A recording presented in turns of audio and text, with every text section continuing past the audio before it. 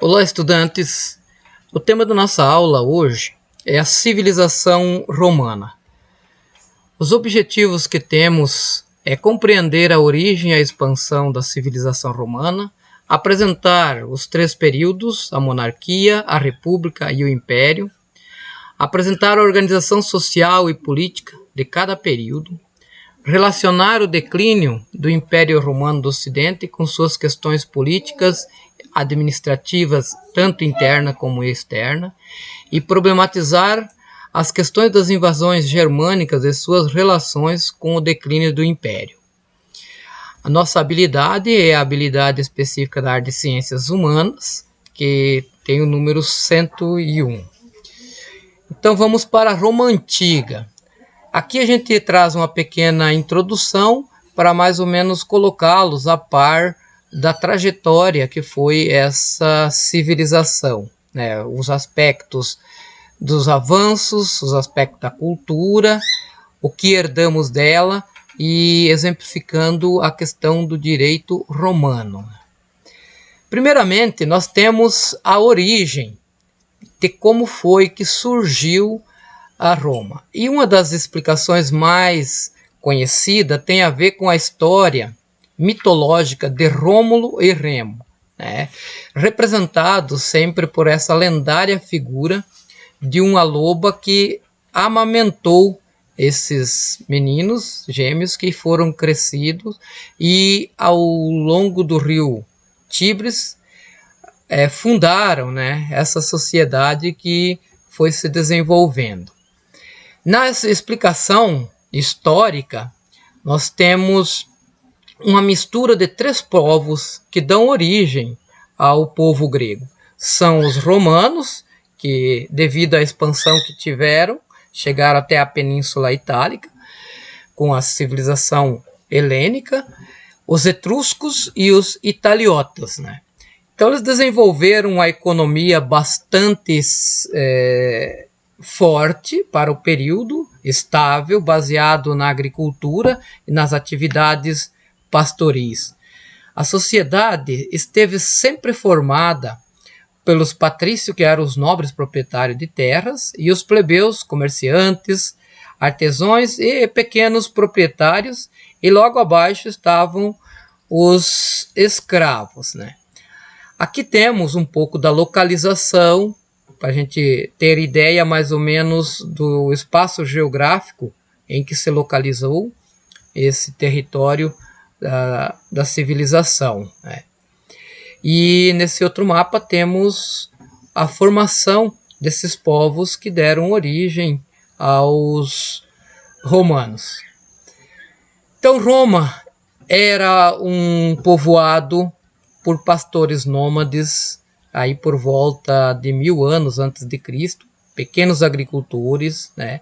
Essa formação social bastante estável permaneceu ao longo de toda a sociedade, com pequenas variações, né? Mas com bastantes conflitos internos que levaram a grandes lutas e disputas pelo poder. As formas de governo romana estavam inicialmente marcadas pela monarquia, e aqui nós temos a datação de cada um desses períodos, a república, e, por fim, a última etapa da civilização foi o império, né, que ficou desde o ano 27 a.C. até o ano de 476 a.C.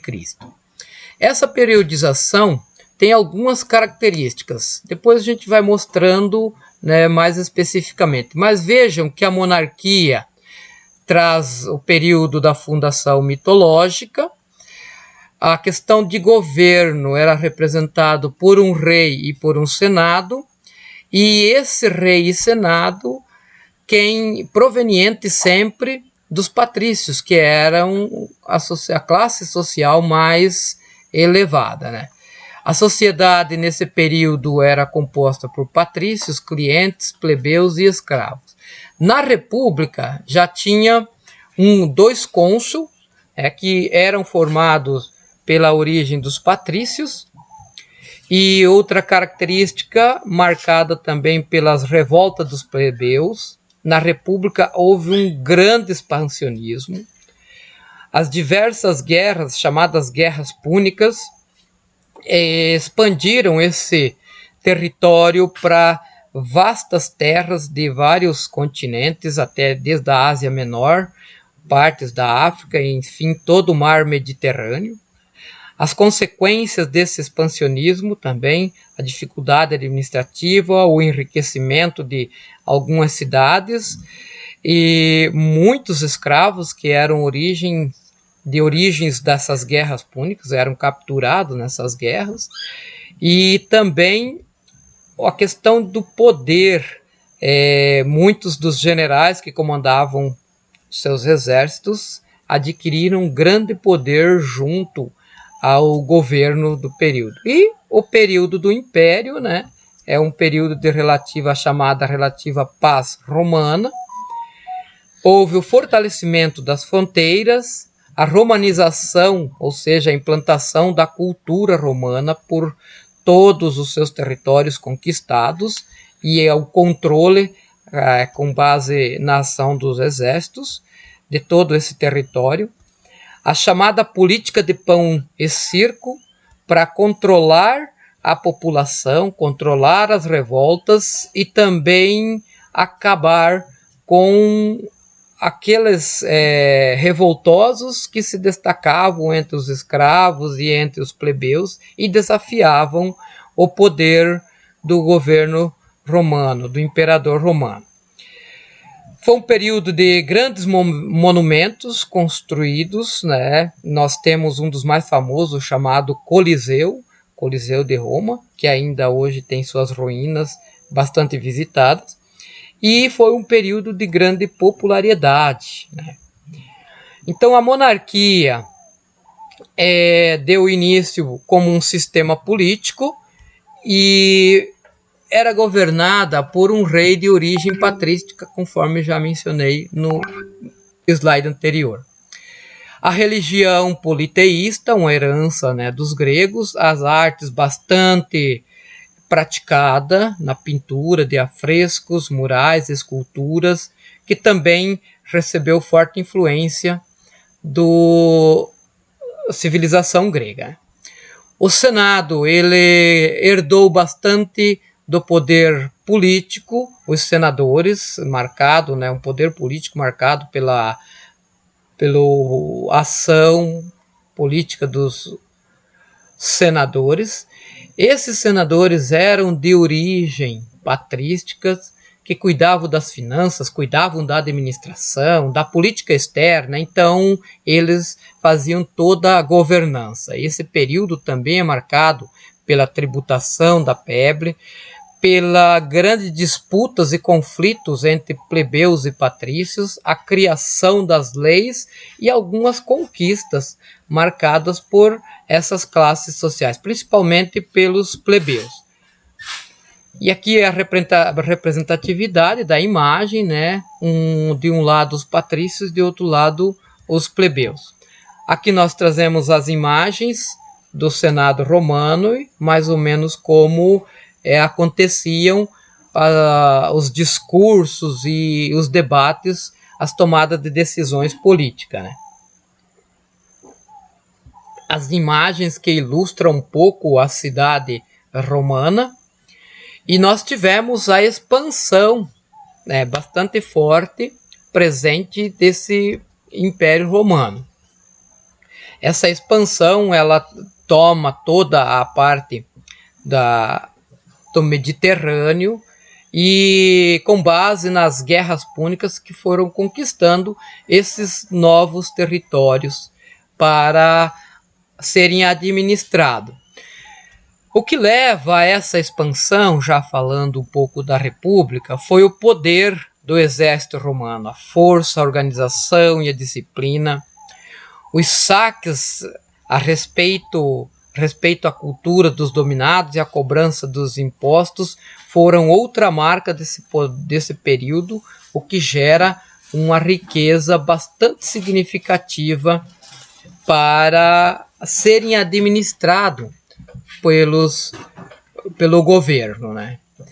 E aqui nós temos um pouco a estrutura para a gente visualizar como que era a República Romana. Então nós temos o consulado, que nomeava esse senado, que era a parte legislativa, e o judiciário, prefeitos, nós tínhamos as divisões de renda, os tesoureiros, e tudo isso era baseado no voto, uma questão bastante significativa para solidificar a forma de administração da República Romana, né?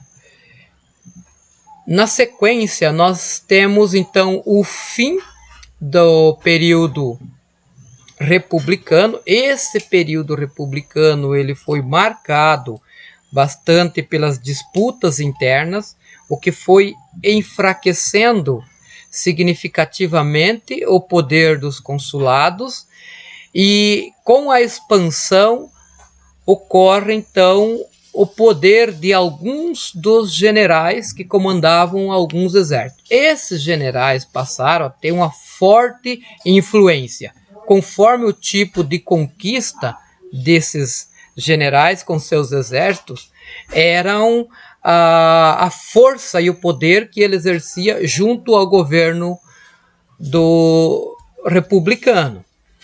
E com isso, então, nesse período, as conquistas se ampliam pela Grécia, pelo Egito, Macedônia, a Gália, a Alemanha, na época a Germânia, a Trácia, a Síria, a Palestina. Então eram todos territórios que eram conquistados por esses exércitos, né, republicanos. As conquistas trouxeram uma vida bastante significativa, estruturada, e o Império Romano ele passa a ser bastante comercial e menos agrário. Então, ou seja, significa que nós tivemos nesse período, então, um crescimento significativo de rotas comerciais, até mesmo para abastecer e controlar esses novos territórios, né? Nesse período, resultaram também com a conquista de muitos escravos, ou seja, todos os lugares por onde passavam, muitos desses exércitos enfrentados que foram combatidos eram trazidos como escravos, ou então passaram a pagar pesados tributos para o império. E nessa questão a gente observa que temos muitos filmes que retratam esse período de forma bastante realística, né? De acordo com os conhecimentos históricos.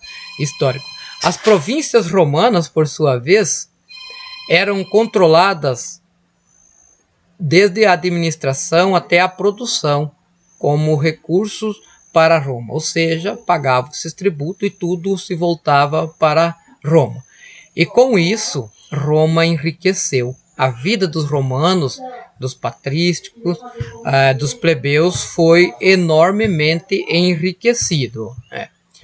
Então aqui a gente vê um pouco dessa expansão da Roma enquanto república e depois como também o Império Romano. Nesse período, houve grandes lutas internas por reformas agrárias, uma dessas lutas por reforma agrária, outras pelas disputas territoriais, outras ainda pelas disputas e controle dos exércitos, e destaca nesse momento, que é importante conhecer, a luta pela reforma agrária de Tibério e Caio Graco, né? Outra revolta bastante notável na história foi dos Espartacos, ou seja, temos até um filme com esse nome, Espartaco, né, que compunha aqui partes do que foram a política de pão e circo, ao passo que se entretia os escravos, se entretia a população romana, também combatiam todos aqueles que ousassem se revoltar contra o poder dos imperadores. E com isso vai se fortalecendo ainda mais essa expansão, o controle, o domínio e toda a sociedade romana, né? Então, combater os insurgentes e controlar a animosidade da população fez parte dessas políticas, a chamada política de pão e circo, e também de outras formas de controle, né? Então, os motivos que tiveram para a expansão territorial foi a procura de seguranças, interesses econômicos, necessidade de mão de obra e desejos de prestígio. Então, os romanos, através de seus imperadores, gozavam de grande prestígio e fazer isso de modo que aparecesse junto à população. As consequências dessa expansão romana foi, primeiramente, a escravização dos povos vencidos nas guerras, a tomada das grandes propriedades de vinho e azeite. Toda essa produção era feita com base na mão de obra e que revoltou bastante as populações desse período, sobretudo o que já falamos, né, a revolta dos espartacos. A luta pela terra foi uma das grandes conflitos que de fato vai enfraquecendo e desafiando todo o poder dos imperadores, ou seja, grandes proprietários de terra se beneficiaram com as guerras, porém pequenos produtores foram prejudicados. Isso faz com que fossem se juntando, se organizando e enfrentando, adquirindo poder até chegarem à reforma agrária proposta por Tibério Graco, né? Caio Graco amplia essa reforma e aí então nós temos uma nova administração para Roma, né?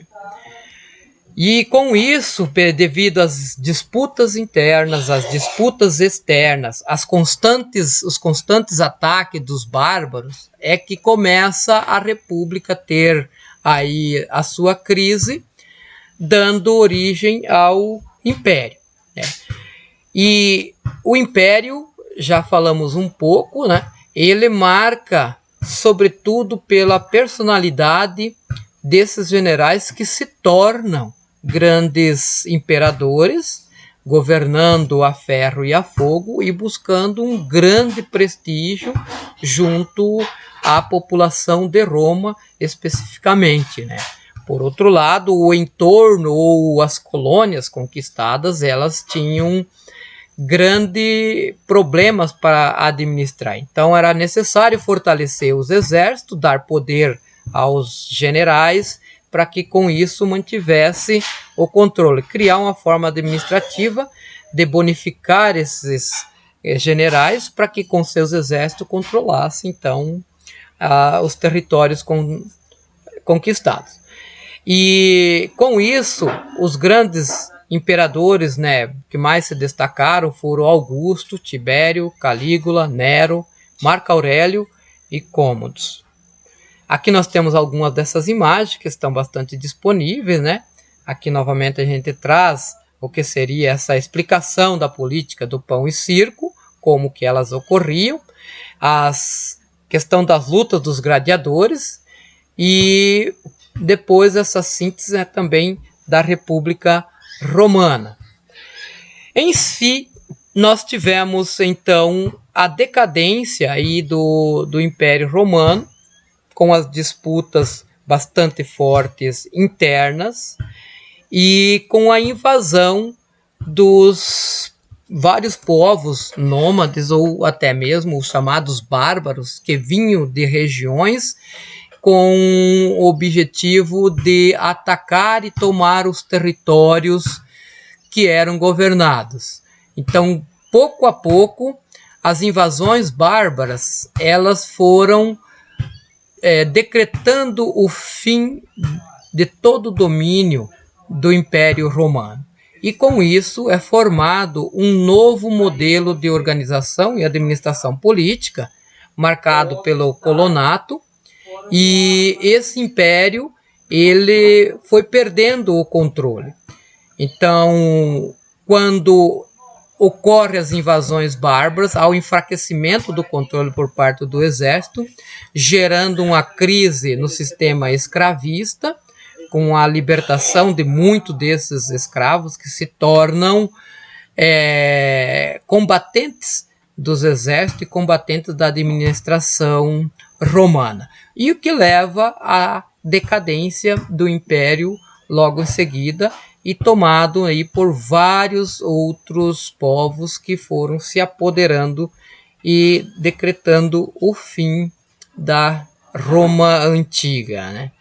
Então aqui a gente mostra um pouco dessa síntese de como ocorre, e de modo que o Império Romano ele deixa um legado bastante significativo para a gente, porque herda muitas da cultura e dos conceitos da filosofia, da ciência grega, e incrementa de acordo com a necessidade para administrar esses vastos territórios, criando formas administrativas, criando novos conceitos sociais, de modo que isso se perpetua, dando sólida base à sociedade romana, permanecendo na civilização ocidental até hoje.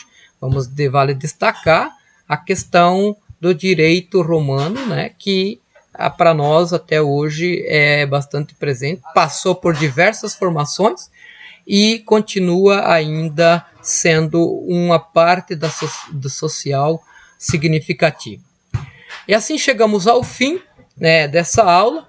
Quero lembrá-los da importância das atitudes historiadoras, né, do planejamento, da organização, das escolhas dos objetos. Aqui, cada aula, a gente traz um objeto. É importante que você obtenha informações, leituras por diversos modos, sejam através da oralidade, seja através das imagens, dos registros escritos, e com isso vai identificando e selecionando as partes que são destaques, para que assim a sua interpretação e a sua análise gere um pouco mais de assimilação dos conteúdos, né? E com isso, a assimilação desses conteúdos são a base das conclusões que você pode formar acerca desse objeto, esse nosso objeto hoje, que é a civilização romana. Bom estudo para vocês, continuemos sempre, até uma próxima aula aí.